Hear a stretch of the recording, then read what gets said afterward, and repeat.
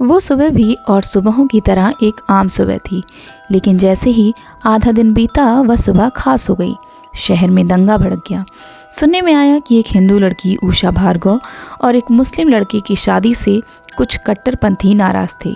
शायद उन्हीं में से किसी ने उषा भार्गव की हत्या कर दी थी और उस दिन यही दंगों की वजह बना था। परेड ग्राउंड में भी हलचल मच गई। हमें भी सख्त हिदायत दी गई कि हमें पुलिस सुरक्षा में घर भेजा जा रहा है। पापा की ओर से ये व्यवस्था की गई और हम पुलिस की वैन में चुपचाप खामोश डरे सहमे बैठे थे। शहर की बाहरी सीमा पर मेरे पापा जस्टिस जगदम्बा प्रसाद की आलीशान लाल कोठी तक पहुँचते पहुँचते जो रास्ते में मंजर दिखा वो दिल दहला देने वाला था। चहल पहल भरी सड़क पर खून, मांस के लोथड़े, बिखरा टूटा फूटा सामान, लोगों का वहशी हुजूम, मारो मारो की दानवी आवाज़। ये आवाज़ हिंदू की थी या मुसलमान की, इसे कोई सिक्स सेंस वाला ही बता पाए शायद। लाल कोठी में एकदम सन्नाटा पसरा था। उषा भार्गव कांड की आज उससे कोसों दूर थी। तभी एक ख्याल मुझे अंदर तक डरा गया कि मैं भी तो इमरान से प्यार करती थी। मेरे दोस्तों ने मुझे समझाया था, प्रिया तुम इमरान को भूल जाओ कि वह तुम्हें प्यार करता है। ये भी कि तुम दोनों ने साथ साथ जीने मरने की कस्में खाई हैं। कुछ नहीं होता प्यार व्यार, क्यों जान देने पर तुली हो। पर मुझे कुछ समझ नहीं आया था। समय बीत रहा था। उषा भार्गव दंगों की आज ठंडी पड़ गई थी और मेरा प्यार परवान चढ़ता गया। मैं भूलने लगी कि मेरे कॉलेज का आखिरी साल है, कि करियर बनाने के मुकाम पर हूँ मैं, कि पापा के नाम और रुतबे का डंका शहर की गली गली में बजता है, कि लाल कोठी पुश्तों से सीना ताने खड़ी है, उसकी आबरू की आँच दीवार रोशन किए है। इमरान के साथ कॉलेज में तमाम नाटकों में प्रेमी प्रेमिका और पति पत्नी की भूमिका निभाते निभाते मैं हकीकत में उसकी जीवन संगिनी बन गई। हमने मंदिर में ईश्वर को साक्षी मानकर एक दूसरे के गले में जयमाला डाल दी। कुछ भी तो नहीं हुआ, न मेरा या इमरान का कत्ल हुआ, न दंगे भड़के। बस मेरे लिए लाल कोठी के दरवाजे हमेशा के लिए बंद हो गए। और जब मैं, जो एक जज की लड़की थी, बचपन से ऐशो आराम में रही थी, अचानक से मेरे इस फैसले से सड़क पर आ गई, तो इमरान साए की तरह हमेशा मेरे साथ था। वो मुझसे कहता, प्रिया समा जाओ मुझ में और भूल जाओ जातीयता और संप्रदाय के रंग में रंगे कट्टरपंथियों को। वह मुझे अपने घर ले आया। इमरान के अपने घर में हमें इस शर्त पर एक रात की पनाह मिली कि सुबह होते ही उनका लाडला इमरान काफिर किस लड़की को लेकर यहाँ से हमेशा के लिए चला जाएगा। इमरान की अम्मी ने उन्हें कुछ रुपए दिए, लेकिन उसने अपनी अम्मी के दिए रुपए छुए तक नहीं। इमरान के एक दोस्त थे रुस्तम जी। वो एक थिएटर कंपनी के मालिक भी थे। उन्होंने हमें सलाह दी कि हम मुंबई आ जाएं। हम मुंबई पहुँचे तो रुस्तम जी दादर स्टेशन पर हमें लेने आए। वो बरसों से अकेले रह रहे थे। उनकी बीवी को मरे हुए कई बरस गुजर चुके थे। बाल बच्चे भी नहीं थे।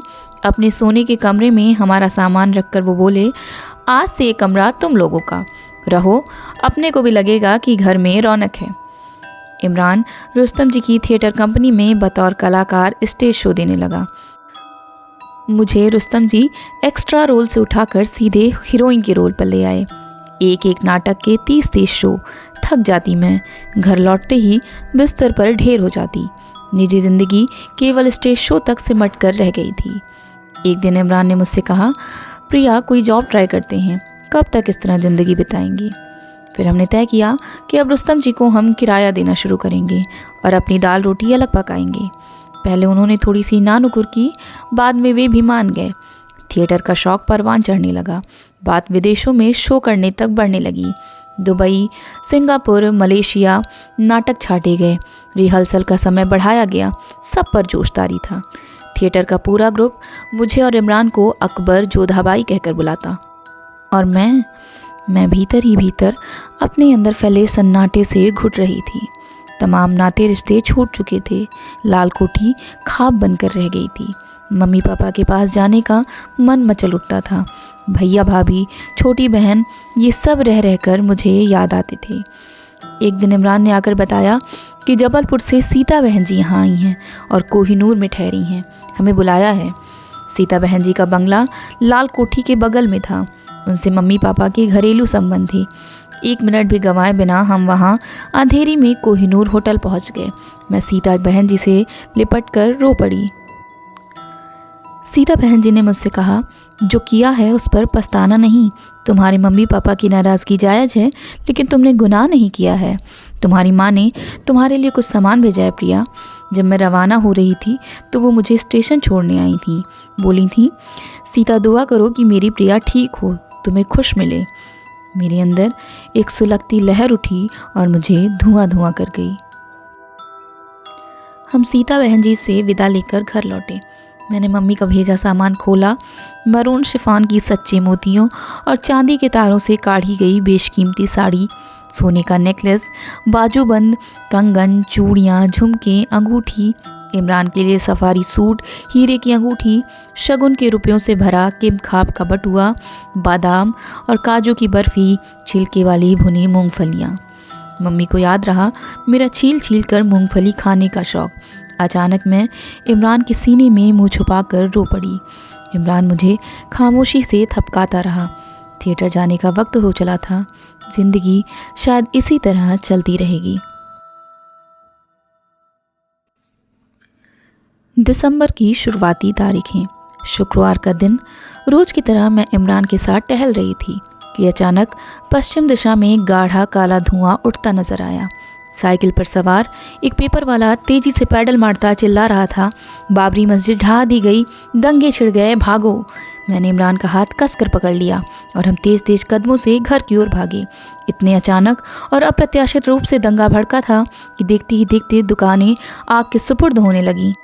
लाठी, चॉपर और चाकू लिए उन्मादी भीड़ खुले शटरों के अंदर घुसकर सामान को लूटने और दुकानदारों को हलाक करने लगी। मैं और इमरान बचते बचाते जैसे तैसे घर पहुंचे। तमाम बिल्डिंगों में सन्नाटा था। सब अपने अपने घरों में दुबके बैठे थे। रुस्तम जी का कहीं पता नहीं था। क्रूरता और बर्बरता का नंगा नाच सड़कों पर जारी था। शुक्रवार की रात हत्या, बलात्कार और जिंदा लाशों में तब्दील हुए इंसानों की दर्दनाक चीखें जिसे मानवता को अंगूठा दिखा रही थीं। अंधेरे में इमरान फुसफुसाया, रुस्तम जी कहाँ रह गए? मेरा दिल धक धक कर रहा था। सड़क पर शोर उठता तो लगता तालिबानी शासन आ पहुंचा, जो रमज़ान के महीने में किसी भी घर के चूल्हे से उठता धुआं देखकर उस घर को जलाकर खाक कर देता था। हाँ, घर ही तो जल रहे थे जिन्हें जला रहा था कट्टरपंथियों का उन्माद। इमरान ने बदहवास हालत में मुझसे कहा, प्रिया, मैं रुस्तम जी को लेकर आशंकाओं से घिर गया हूँ। न जाने कहाँ किस हाल में है वो। इमरान प्लीज़।